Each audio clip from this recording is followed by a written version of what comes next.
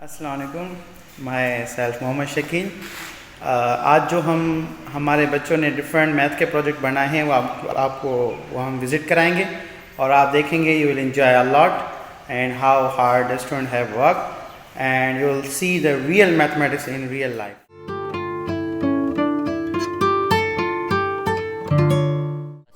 My name is Darshan Lal and I am from AKU Aga Khan 9th 1.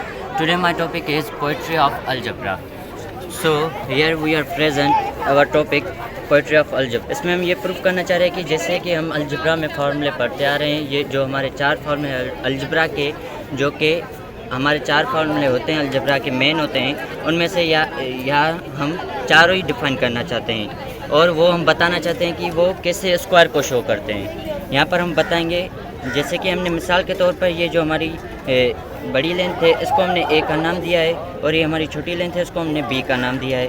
तो अगर ये हमारी बड़ी लेंथ ए है और ये छोटी लेंथ ए है तो हम इन दोनों को मिलाकर ए स्क्वायर अपना बना सकते हैं। और यहाँ पर देखेंगे कि अगर ये हमारी छोटी लेंथ बी है और बड़ी लेंथ ए है तो यहाँ पर हम ए बी हम बना सकते हैं। और यहाँ पर हम देखेंगे ये हमारी छोटी लेंथ बी है और बड़ी लेंथ बी है तो हम इन दोनों को मिलाकर यहाँ पर बी स्क्वायर भी बना सकते हैं। और यहाँ पर ये भी हम देखेंगे यहाँ पर भी हमारा ए बी सेम बन रहा है तो हम इस पूरे स्क्वायर को हम ए प्लस बी होल स्क्वायर का नाम देते हैं। अगर ये ए प्लस बी का है तो यहाँ पर भी ए प्लस बी होगा, इसलिए हम इसको ए प्लस बी होल स्क्वायर का नाम देते हैं, जो कि ये हमारा अलजेब्रा का फर्स्ट फार्मूला है।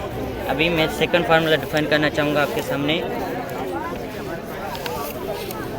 That is our second formula of algebra. This is a minus b whole square. If we can say that this is a and that is b, so we can say that a minus b, that's whole area of a. So we can say that if that is a and also that is a और a into a square हमारा बन जाएगा। और अगर हम ये small length को a का नाम, ये हमारी बड़ी लेंथ है a और स्मॉल लेंथ है b, तो ये हम a माइनस बी का नाम इसको दे सकते हैं। तो ये हमारा a माइनस बी होता है और ये भी हमारा a माइनस बी होगा, जारी बात है क्योंकि ये एक स्क्वायर है। तो a माइनस बी और a माइनस बी को हम मिलाएंगे तो ये a माइनस बी हमारा होल स्क्वायर बन जाएगा। अगर हम स्मॉल लेंथ को b का नाम देते हैं और ये बड़ी लेंथ है इसके नीचे जो इसको हम a का नाम देते हैं तो a इंटू बी हमारा a बी हो जाएगा। और ये हमारी जो स्मॉल लेंथ है उसको हम b का नाम देते हैं और इस स्मॉल लेंथ को भी हम b का नाम देते हैं तो ये हमारा b स्क्वायर हो जाएगा। और ये जो है हमारा ए का एरिया है तो इसको भी ए और बी के साथ मल्टीप्लाई करेंगे तो ये हमारा ए इंटू बी हो जाएगा। और इसलिए ये जो हमारा फुल स्क्वायर एरिया है ये हमारा ए माइनस बी का एरिया है, इसलिए हम ये डिफाइन करना चाहते हैं कि ये हमारा जो स्क्वायर है ए माइनस बी होल स्क्वायर का है। ठीक है, अभी मैं आपके सामने अपना थर्ड फार्मूला डिफाइन करना चाहूँगा। ये हमारा अलजेब्रा का थर्ड फार्मूला है जो कि a plus B whole square plus a plus B whole square minus a minus B whole square is equal to 4ab। वो 4ab कैसे होता है, जब भी हम फार्मूले के हिसाब से देखें तो ये हमारा जो फुल एरिया है स्क्वायर का ये हमारा a प्लस बी का है। अगर ये a प्लस बी का एरिया है तो ये भी a प्लस बी का होगा, ये भी a प्लस बी का होगा और ये भी a प्लस बी का होगा। तो a प्लस बी को हम मिलाएंगे तो हमारा a plus B whole square बन जाएगा। और अभी फार्मूला में क्या कहता है कि उसमें से माइनस करें a minus B whole square. ये जो हमारा एरिया है ये स्क्वायर है, इसको हमने a minus B whole square का नाम दिया है। अगर हम इसमें से a minus B whole square निकालेंगे तो इज इक्वल टू हमारे पास 4ab बचेगा। 4ab हमारे पास कैसे बचेगा, अगर हम ये बड़ी लेंथ को a का नाम देते हैं और छोटी लेंथ को b का नाम देते हैं तो ये हमारे पास a b बच जाएगा। ये भी इसी तरह हमारे बड़ी लेंथ को a का नाम देते हैं, छोटी लेंथ को b का नाम देते हैं तो यहाँ पर भी हमारा a b बच जाएगा, यहाँ पर भी हमारा a b बच जाएगा और यहाँ पर भी हमारा a b बच जाएगा। तो हमारा इज इक्वल टू 4ab, हम इन चारों लेंथ को प्लस करेंगे तो हमारा यहाँ पर 4ab हो जाएगा, जो कि ये फार्मूला डिफाइन कर रहा है। ये स्क्वायर चिक के बोल रहा है कि ये हमारा a plus B whole square minus a minus B whole square is equal to 4ab होता है। और ये हमारा आज का लास्ट फार्मूला है, पोएट्री ऑफ अलजेब्रा का मेन फार्मूला है जो कि ये लास्ट है और ये बहुत ही ट्रिकी तरीके से हमने डिफाइन किया है। और इसको हम कैसे डिफाइन कर सकते हैं, मिसाल के तौर पर हम इस लेंथ को नाम देते हैं a प्लस बी का और ये भी हमारी a प्लस बी होगी। अभी हमें ये क्या बोल रहा है, a plus B whole square में प्लस करें a minus B whole square. ये जो हमारा बीच का एरिया है इसको हमने a minus B whole square का नाम दिया है। अगर हम इस a plus B whole square में a minus B whole square plus करेंगे तो हमारा is equal to 2 time a square plus 2ab a square 2 time a square plus b square आ जाएगा। तो वो कैसे आएगा? अगर हम इस छोटी लेंथ को b का नाम देते हैं और ये भी इसके साथ ही छोटी लेंथ है तो इसका भी नाम b है, तो हम b इंटू b करेंगे तो हमारा b स्क्वायर आ जाएगा। और ये a की लेंथ है, ये जो बड़ी लेंथ है इसका नाम a है और ये भी इसके सेम ही है, तो हम a इंटू a करेंगे तो हमारा a स्क्वायर आ जाएगा। और ये b इंटू b करेंगे तो हमारा b स्क्वायर आ जाएगा, a इंटू a करेंगे हमारा a स्क्वायर आ जाएगा। तो हम अगर इनको मल्टीप्लाई करेंगे तो ये हमारे 2a हो जाएंगे और 2b हो जाएंगे स्क्वायर के साथ। इनको हम a4 भी लिख सकते हैं, b4 भी लिख सकते हैं। अगर हम फार्मूले के हिसाब से लिखें तो क्या हम इनको ऐसे नहीं लिख सकते कि 2 time a square plus b square? हम ये भी लिख सकते हैं क्योंकि यह हमारा जो फार्मूला है वो ये डिफाइन कर रहा है कि a plus B whole square में प्लस करें a minus B whole square, तो इक्वल टू हमारे पास क्या आता है 2 time a square plus b square, जो कि ये फार्मूला हमें बता रहा है।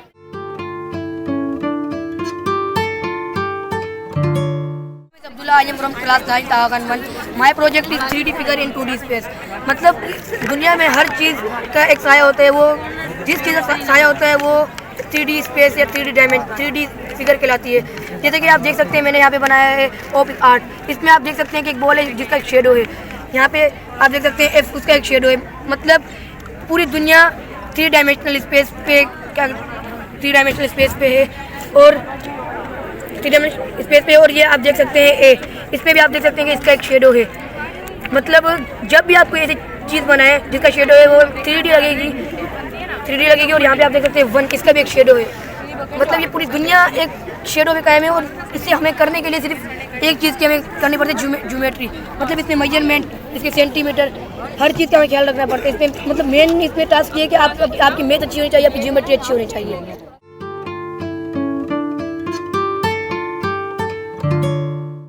Assalamualaikum friends, today my name is Abdul Zakir Buledi and we are in science exhibition in Public School Hyderabad and I'm also a student of Public School Hyderabad. So this is our team, Puzzle Mania, and this is motivation about puzzles, that mathematical puzzles develop our problem solving skills and mathematical mind, therefore we can solve the many problems in least steps. And these are our projects: Just of Tower of Hanoi, also called Brahma Tower, Tic-Tac-Toe products, puzzle, 10-gram puzzle, point and penny puzzle. So let's play and और ये हमारी puzzle है जिसका नाम है Brahma tower, जैसे tower of Hanoi भी कहा जाता है। तो उसके कुछ रूल्स हैं, हमें 5 सर्कल जो है गोल ये है कि इसमें ट्रांसफ़र करने हैं, लेकिन अकॉर्डिंग टू रूल्स अगर हम उठा रहे हैं तो हम ये 5 नहीं सिर्फ 1 सर्कल उठा सकते हैं। अगर हम यहाँ रखते हैं और कोई सर्कल हम बाहर भी नहीं रख सकते, एक ही सर्कल उठा सकते हैं और दूसरे टावर में ट्रांसफ़र कर सकते हैं। और ये भी रूल है किसी छोटे सर्कल के ऊपर बड़ा सर्कल हम नहीं रख सकते। हमें कम से कम मूव में सॉल्व करना है। अगर जितने मूव मैं कर जाता हूँ और कोई दूसरा कर जाता है तो ही will win the game. Okay, so let's start. हम स्टार्ट करते हैं। दिस इज 1, हमारे पास क्या this move is 2, I am counting move. a minus b whole square का नाम देते हैं 3 और ये पूरा एरिया हमारा स्क्वायर का है वो 5 6 तो अगर हम इसमें 7 माइनस करेंगे हमारे पास 8 और ab बचेगा। ये जो 7 8 9 10 11 12 13 14 15 16। अच्छा, एक टावर से दूसरे टावर्स में ट्रांसफ़र करना है, 2 में से कहीं भी कर सकते हैं। 16 17 18 19 19 20 21 22 23 25 26 27 28 29 30. You can count 30, 31, 32, 33, 34, 35, 36. This is our another puzzle. Its name is number game. So चलिए हम स्टार्ट करते हैं। हमारा नंबर गेम पजल का कुछ रूल्स हैं, जैसे अगर हमें अनकॉन्सिक्यूटिव नंबर्स करने हैं, मतलब नंबर कोई कॉन्सिक्यूटिव ना हो, जैसे यहाँ पे 1 कॉन्सिक्यूटिव तो 2 यहाँ पे भी नहीं हो सकता, 2 यहाँ पे भी नहीं हो सकता, 2 यहाँ पे भी नहीं हो सकता, 2 यहाँ पे भी नहीं, 2 यहाँ पे भी नहीं, 2 यहाँ पे भी नहीं। इसका मतलब कि आप कह रहे हैं कि डायगोनली और वर्टिकली या हॉरिजॉन्टली एक साथ कॉन्सिक्यूटिव नंबर नहीं हो सकते, राइट? कॉन्सिक्यूटिव नंबर नहीं हो सकता। Okay, do you know the solution? Yes yes, बताएं कैसे होगा।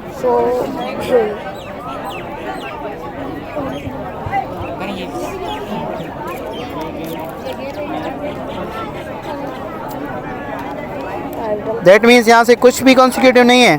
Are you sure? You can check. Really amazing. जबरदस्त. कॉइन जंपिंग पजल है। इस पजल के कुछ रूल्स और रेगुलेशन है। जैसे सपोज करिए ये कॉइन है, इस कॉइन को आप तो लाउड बोलें। इस कॉइन को आपको 2 कॉइन्स क्रॉस करने हैं। जैसे एक कॉइन है तो इस और इस कॉइन को क्रॉस करके आप यहाँ पे रख सकते हैं। और उसमें हमारा टारगेट क्या है कि जो भी इवन नंबर्स हैं उनमें 2 कॉइन है। जैसे 2 पे 2 कॉइन्स, 3 पे 4 पे 2 कॉइन्स, ऐसे इवन नंबर्स पे। तो चलिए इनके सॉल्यूशन की तरफ लिखते हैं। लेकिन पहले आपको एक और रूल बता दूँ, अगर यहाँ एम्प्टी स्पेसेस हैं तो ये वाला जो कॉइन है ये 2 कॉइन्स क्रॉस करेगा, एम्प्टी स्पेस को नहीं रखना। जैसे ये 2 कॉइन्स क्रॉस करके यहाँ चला जाएगा for example. So let's come to the solution. और इसके मूव्स लिमिट है 5 मूव्स। 5 मूव्स में आपको क्या करना है, इवन नंबर्स पे आ जाए। तो चलिए स्टार्ट करते हैं। First I would like to call 7 to 10, 5 to 2, I cross 2 coins, 5 to 2, and I have told the 2 coins 4 and 6. I will come 3. It will come 3 to 8. 9 will cross 2 coins. Means if coins अगर coin एक दूसरे के ऊपर भी हैं तो आपको 2 coins cross करने हैं। जैसे ये 2 कॉइन्स क्रॉस किए, 9 गया 6 के पास, और अब 1 ने 2 कॉइन्स क्रॉस किए, 1 गया 4 के पास, आ गया even numbers. I am Akhil Nawaz from 9th AKUB 2. Today my project is 10 gram puzzle. ये सर फुल जो एरिया है ना ये Today my topic is 10 gram puzzle. In this 10 gram puzzle we are making many shapes. For example, cat, dog, square, triangle, rectangle. So let's play. Okay.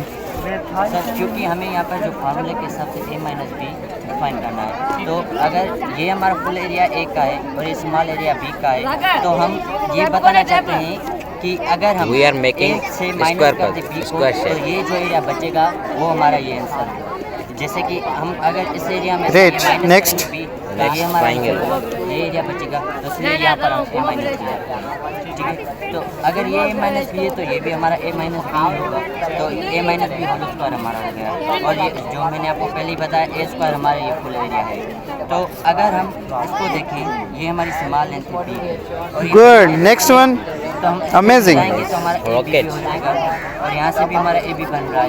और यहाँ पर अगर हम स्मॉल लेंथ बी है और ये स्मॉल लेंथ बी है, तो हम इन दोनों को मिलाएंगे तो ये हमारा बी स्क्वायर बन जाएगा, जो कि हमारा दूसरा फार्मूला है। Wow. Next. जैसे वहाँ पे आपने Eight. किया था A स्क्वायर, यहाँ वाली बात अभी भी मेरे पास क्लियर नहीं है। हम यूज़ करते हैं फॉर्मूला में A square minus B square, ठीक है, ये फार्मूला है। आपने यहाँ पे डायरेक्ट ये क्या है? Cat. Okay. What about rectangle? Triangle. Okay. Any other shape? ये जो हमारा फुल स्क्वायर है, Okay. Thank you.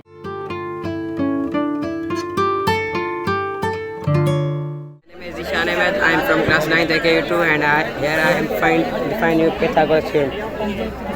The opposite side of right angle की अपोजिट साइड को हम हेपार्टेन्यूज कहते हैं, और अदर साइड दूसरी साइड को हम कहते हैं परपेंडिकुलर। इस साइड को परपेंडिकुलर साइड कहेंगे और इसको बेस। अगर हमको हेपार्टेन्यूज की लेंथ मालूम करनी है तो हम according to theorem h square is equal to p square plus b square मालूम करेंगे। 3 का स्क्वायर निकालने हमें होगा तो 9 + 16 इज इक्वल 25। यहाँ पर ये पिथागोरस बराबर हो जाएगा। और यहाँ फाइंड करना है कॉन्क्रीट ट्राइंगल्स। अगर दो triangle A B C and P Q R concrete तभी होंगे जब पहले तो होता था कि उनकी तीनों साइड और तीनों एंगल बराबर। कॉन्क्रीट ट्राइंगल्स, दो ट्राइंगल कॉन्क्रीट तभी हो सकते हैं, पहले तो होता था दोनों की तीनों साइड बराबर हो, तीनों एंगल बराबर होनी चाहिए। लेकिन कुछ थ्योरम ने इन कॉन्क्रेसी को रिड्यूस कर दिया है। एक थ्योरम है साइड, यानी तीनों की साइड बराबर होनी चाहिए और तभी वो कॉन्क्रीट होगा। और दूसरा है एंगल साइड एंगल, मतलब ये दोनों एंगल बराबर होनी चाहिए और कोई भी साइड एक बराबर होनी चाहिए। दूसरा है HS हेपार्टेन्यूज बराबर होनी चाहिए और कोई भी एक साइड बराबर होनी चाहिए तभी कॉन्क्रीट होगा। साइड दो साइड बराबर होनी चाहिए और एंगल बराबर होनी चाहिए तभी वो कॉन्क्रीट होगा। ठीक है। Right, so this is a parallelogram. अब देखिए इन पैरेललोग्राम में क्या है, पैरेललोग्राम कैसे बनता है। जब दो पैरेलल लाइंस और दो वर्टिकली पैरेलल लाइन जब एक दूसरे को इंटरसेक्ट करती हैं दे फॉर्म पैरेललोग्राम। अब देखिए ये लाइन इसके पैरेलल है, ये लाइन इसके पैरेलल है। अब आ जाते हैं हम पैरेललोग्राम में। पैरेललोग्राम एक प्रॉपर्टी है कि ये वाली एंगल यानी अपोजिट एंगल होती है आपस में बराबर होती है, यानी ये दोनों एंगल इसके बराबर हैं, ये दो एंगल ये जो एंगल है पूरी ये इस एंगल के बराबर है। अब देखिए हमें एक और भी हमें पता है कि अगर दो लाइन इंटरसेक्ट करती हैं तो अपोजिट एंगल बराबर होती है। You can see this angle congruent to this one, this angle congruent to this one. अब जो हमारा रेक्टेंगल होता है वो भी पैरेललोग्राम होता है। कैसे देखें, ये रेक्टेंगल जो है इसकी अपोजिट एंगल बराबर है और इनकी अपोजिट साइड पैरेलल है और कॉन्ग्रुएंट भी है, और स्क्वायर होता है वो भी एक पैरेललोग्राम होता है। ठीक है, तो ये हमें हमारा जो प्रोजेक्ट है ये शो कर रहा है कि हमारा जो एक पैरेललोग्राम है उसका एक छोटा सा पार्ट है रेक्टेंगल, उसका छोटा सा पार्ट है स्क्वायर, और स्क्वायर रेक्टेंगल वो सारी प्रॉपर्टी सेटिस्फाई करते हैं जो पैरेललोग्राम सेटिस्फाई करता है। एक और भी इंटरेस्टिंग चीज़ है कि अगर पैरेललोग्राम में आप डायगोनल बना दें तो डायगोनल के ऊपर वाली जो है एंगल बन रही है उसके नीचे वाली जो उसको अल्टरनेटिव एंगल कहते हैं वो बराबर होती है। Similar you may see the green one is equals to green one. Similarly, it satisfies same properties here. So I hope this project is clear to you. Thank you.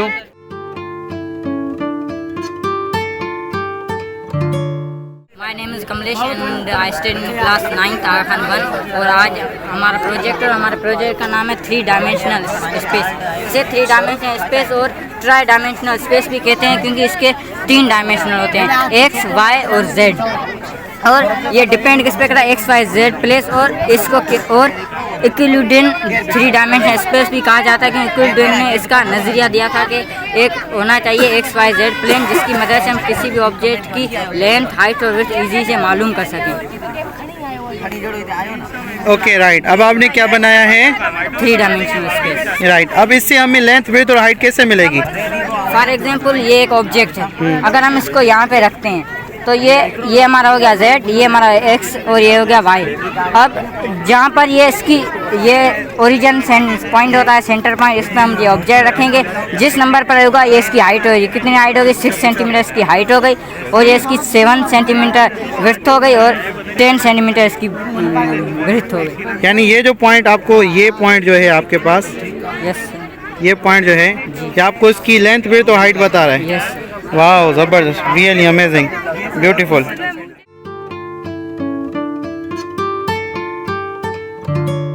आज मैं अपने student के साथ हूँ। बेटा आपका नाम? Abdullah. Yes, your name? Daulat Ram. And third one? दौलत कुमार। तो बेटा हमारे साथ अब्दुल्ला और दौलत एंड दौलत कुमार साथ हैं। इन्होंने एक प्रोजेक्ट बनाया है जिसका नाम है एप्लीकेशन ऑफ मैट्रिसेस। इस प्रोजेक्ट में ये बता रहे हैं कि इन्होंने ये कहा कि जब हम 2 मैट्रिसेस को मल्टीप्लाई करते हैं तीसरा कोई मैट्रिक्स आता है, फिर 2 को हमने मैट्रिसेस को मल्टीप्लाई किया तीसरा कोई मैट्रिक्स आया। इन्होंने कहा कभी हमने सोचा है कि मैट्रिसेस की कोई मीनिंग भी होती है। इन्होंने यहाँ एक मैट्रिक्स लिया है जिसको हम रोटेशनल मैट्रिक्स कहते हैं, जब इससे मल्टीप्लाई करते हैं एक और मैट्रिक्स मिलता है। अब हम इसको आपको एक क्लॉक में आपको दिखाएंगे। इन्होंने एक क्लॉक बनाया है जिस क्लॉक में इन्होंने यहाँ रखा है एक्स एक्सिस, जहाँ इन्होंने वैल्यू रखी है 0,1। ये उन्होंने बेसिक रखा है तो हर जगह इन्होंने 0,1 रखा है। इन्होंने कहा है कि जब फॉर एग्जाम्पल ये हमारा जो है क्लॉक यहाँ पे है, जब हम इसको मल्टीप्लाई करेंगे 30 डिग्री से, यानी 30 डिग्री वाला मैट्रिक्स मल्टीप्लाई करेंगे तो this one goes to 30 degree. जब हम इससे 60 डिग्री मल्टीप्लाई करेंगे it moves to the 60 degree. इस तरीके से जब हम इससे 180 मल्टीप्लाई करेंगे it moves and goes to the 180 degree. इसका मतलब ये डिफाइन करना चाह रहे हैं कि हमारे घर में जो क्लॉक है वो एवरी टाइम जब मूव करती है तो बेसिकली 2 मैट्रिसेस की मल्टीप्लिकेशन ही होती है। So they have explain all the thing. देखें यहाँ 30 डिग्री है, 60 डिग्री है, 90 डिग्री है। They have really worked hard and this is the name of the team members, and I hope you have enjoyed a lot and they have worked really hard. Thank you so much my dear students, you have worked a lot and I hope you will get good your future in your future, right?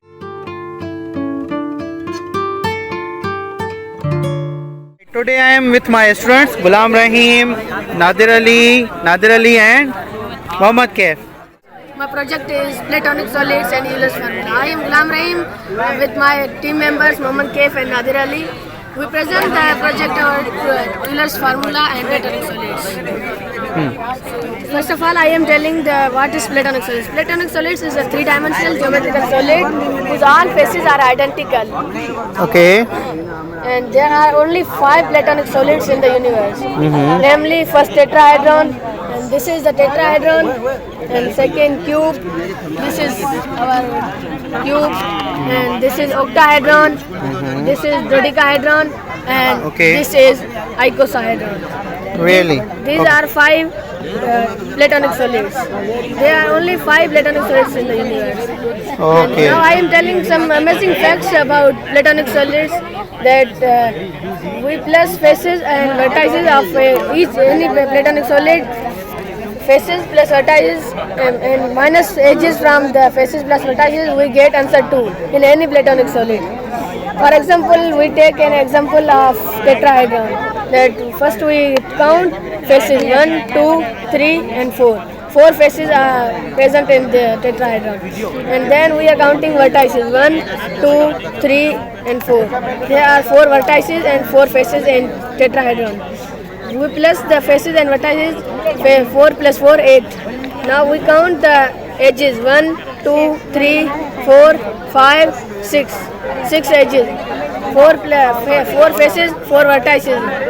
4 faces plus vertices is equal to 8, and we minus the edges from this. There are 6 edges present in the tetrahedron. 8 minus 6, 2. We will get answer 2.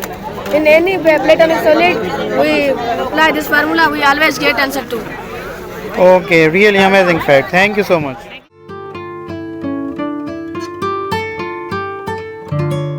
Right, so I am with my students with name Azad Kabir and Dheeraj and Amir, and last one is Hitesh Gul. They have worked a lot to make some project. Now they have presented us the integers. You can see this is 1 upon 1, and if you take the half length, this one shows 1 upon 2, 1 upon 2. If you take again 1 upon 4, so this these parts shows us the 1 upon 4. Similarly, it shows 1 upon 8. This shows 1 upon 16. And they have also made a game on it. For example, if you are a participant, you may put 1 upon 1 here. And where's the 1 upon 1? Second 1 upon 1. Where's your second 1 upon 1? This one. Okay, so you are, for example, here. Okay, and second participant is here, and you can play Ludo game. Ludo game we used to play in the childhood. So you have to do this, and you have to put here. If it gives you 1 upon 8, then you have to take this one and put 1 upon 8 here. Okay, now it's a turn of second one. If you take this and put here, it gives you 1 upon 16. So second one have to put 1 upon 16 here. Okay, in this way, if first one fills this one, then first one wins. If second one fills this one firstly, then second one wins. In this way, they have made this the friction and amazing game, and I hope you will make also and enjoy a lot. So these are the participants. They have really worked hard and gave us the good explanation of their project. Thank you so much, dear students. Now again, Azad Kabir, Dheeraj, Amir and Hitesh Gul have shown us addition of different matrices. कि बच्चे आमतौर पे confuse होते हैं कि जब हम उनको कहते हैं कि -8 + 3, so they are confused what should we do. So they have given us different problem. For example, there's a -4 - 3. So minus means you have to go backward, and plus means you have to go forward. For example, if you are on -4, you may place on -4. Then -3 means you have to go 3 steps back. 1, 2, 3. So what do you get? You get -7. So your result is -7. Similarly, if you have -2 + 3. So if you are, for example, -2, and you have to go 3 steps forward. 1, 2, 3. So you come on positive one. In this way, they have made this addition of integers very interesting thing, and with a special demonstration. They have worked really hard. Their project is really amazing. I am with my students with name Noshad and Bhavani Shankar and Dayaram and what's your name? बेटा ये marks तो उतारे हैं, क्या नाम है आपका? दयाल दास. So they have really worked hard. उन्होंने कुछ प्रोजेक्ट बनाए हैं. अब हमें प्रोजेक्ट प्ले कराएंगे. बेटा जी क्या बनाया आपने प्रोजेक्ट? इसमें क्या काम है? सर ये 6 बॉक्सेस है. आप फिर बोले जी. सर ये 6 बॉक्सेस हैं, आप इनमें बताएं कि आपकी एज किन बॉक्सेस में है, लेकिन आप अपनी एज नहीं बताएं, वो एज बताएं जो किस बॉक्स में वो हमें उठा कर दी। ठीक है, यानी इसका मतलब मैं बॉक्स ऐसे चूज़ करूं जिसमें मेरी एज हो, फिर आप जो है मुझे खुद वो अपनी एज बताएंगे। ठीक है बेटा, I am going to choose. Okay, let me see if my age is in this. Yes, मेरी एज इसमें भी है, और लेट मी सी इसमें नहीं है। लेट मी सी, देखते हैं क्या इसमें मेरी एज है। बेटा इसमें मेरी एज है, सामने सामने पड़ी है, लेकिन आपको नहीं बतानी, चीटिंग हो जाएगी। इसमें भी मेरी एज है, और किसी में देखना है? यहाँ में भी देखूं? इन दोनों बॉक्सेस में नहीं, ज़्यादा देखना है क्या? ड्रेस में भी मेरी एज है। वाह, मेरी एज इतनी जगहों पे है। गुड, देखूं?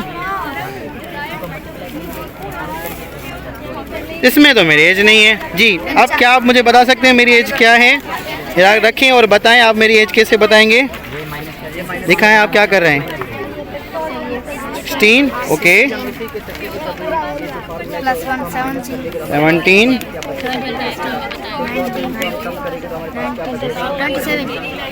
Wow, really? आपको कैसे पता चला? Really, it's really amazing. यानी आप इन सारों को ऐड कर रहे हैं। ज़बरदस्त, ज़बरदस्त, बहुत अच्छा, बहुत अच्छा, बहुत अच्छा प्रोजेक्ट है बेटा। Hello, my name is Naushad, I am from class 6 जी। तो आज हमारे पास ये एक गेम है, उसका नाम है एल गेम। सो आपको ये 2 एल हैं, आप इनमें बताएं आप कौन सी एल चूज करेंगे। मैं बेटा ये ब्लू वाली चूज़ करना चाहूँगा। Yellow, sorry, yellow. ये आप येलो को फिट कर सकते हैं, ऐसे फिट, लेकिन सेम जगह पे नहीं फिट करना है, ऐसे फिट कर सकते हैं, ऐसे भी फिट कर सकते हैं। यानी मुझे एक येलो को उठाकर किसी जगह पे रखना है। ठीक है, मैंने यहाँ रख दिया। अब मैं क्या करूँ? फिर ये 2 सर्कल हैं, इनमें एक सर्कल को उठाकर ऐसी जगह रखें जिसके थ्रू और मैं अपने रेड एल को नहीं रख सकूं। अच्छा, यानी मुझे आपको फंसाना है, मुझे एक जगह रखना है कि आप एल को ना रख पाएँ। लेकिन आपका तो मैंने यहाँ रख दिया, अब आपका तो रखा हुआ है। फिर मैं रखूंगा ऐसे। अच्छा, फिर आप क्या करेंगे? फिर मैं इन दोनों सर्कल में कोई भी सर्कल चूज करूंगा और ऐसी जगह रखूंगा जहाँ आप येलो एल को आप रखें।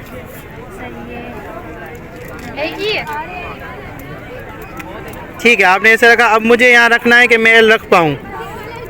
हाँ, राइट। यानी गेम ऐसे चलेगी कि आप भी अपना एल चलाएंगे, फिर ये रखेंगे, फिर मैं अपना एल चलाऊंगा, यहाँ रखूंगा, और हमें तब तक प्ले करना है जब तक कोई एक कॉन्टेस्ट या पार्टिसिपेंट हार ना जाए। Is it right? बहुत अच्छा बेटा, ज़बरदस्त, बहुत अच्छी गेम है। Great.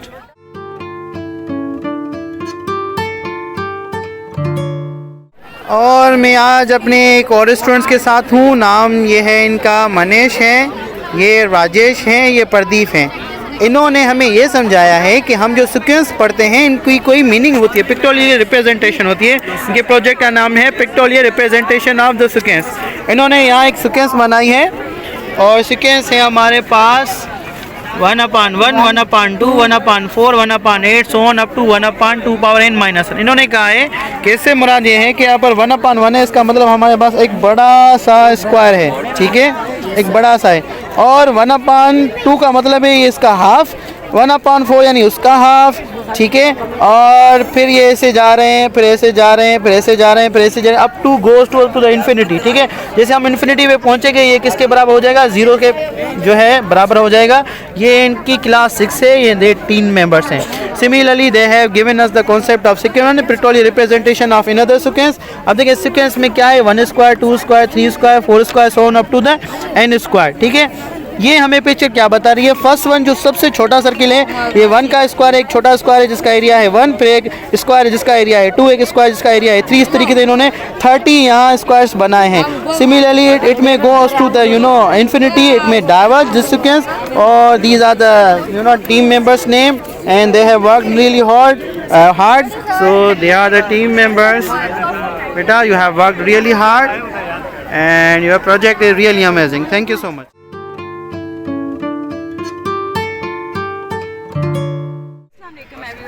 Today we are going to present our project named the probability in your luck. So it's actually about probability and the relation between your luck. For example, we have already described in the chart that probability is the numerical evaluation condition that a particular event would occur. For example, if a event is occurring, there must be a little bit of percentage or the chances of occurrence of that particular event. These are actually introduced by Blaise Pascal and Pierre-de-Fermat. An example of the probability, we have defined that the tossing of the coin is also an example of the probability. Or just we can just take an example of the deck of the cards. For example, we have a deck of the cards where there are 52 cards in a deck of cards. So we can define that each one of those cards have 1 upon 52 chances that that particular event would occur. For example, these are our cards. These are actually 52 cards. So if I look at these cards, these are backwards, so I can't see what color are they. So for example, if I take any other card, and if a person asks me what is the probability that it's a star card, it's a club card, so I can tell them that it's about 1 upon 4 chances that it's a club card, because there are actual 4 decks of 4 suits of different cards. So I will just tell it that there are 13 cards in each suit. So we have this practical application of the probability over here. This is actually a game. We have just made 4 different models in order to define a singular probability. So these are the 4 actually boxes that we have made. In the first box, we can tell people that there are only 100% chances that this box is going to be filled by any of the boxes. On the second level, we have boxes with 2 of those probabilities. For example, if we had 2 boxes, we can tell that the chances are being distributed into 50%. 50% into A, 50% into B. In the fourth box, we can tell them that these boxes, that box has 4 actually chances. So we can tell that the probability is further distributed into 25% chances. So we have another box over here that has actually 8 boxes. That can tell that it has 12.5% probability for each of these occurrence of the event. We have payment box over here where people pay for our project in order to conduct it. But I will conduct it for free. For example, if I have this ball and I choose any of these numbers, for example, if I choose C, so I will put the ball into the box. And it's actually in F. That's actually my luck that made it go through that. If I had a luck that I would have chosen the F option. In order to just conduct a relationship between probability and luck, this is actually our model. So it has too many wide applications. One of the biggest application it has is the business purposes. We can use it for business purposes, medical purposes. For example, there is a issue of life and death for every person in the world. So there are too many type of surgeries that are conducted according to the probability the person is going to live or not. And that's actually what probability defines. It also defines a weather forecast for a particular event. For example, I don't know about tomorrow's condition, what it's going to be. So it's all about weather forecast as well. We can tell it into the sports. We can tell it into the smart typing. For example, when we type on the smart devices, the device already guessed what the word I'm going to type. This is actually the probability of the word guessing it prior. So this is all about the probability. And one of the biggest awareness we want to share with the world is that we actually want to share with the world that the mathematicians are not always unemployed and they can make the world a different place.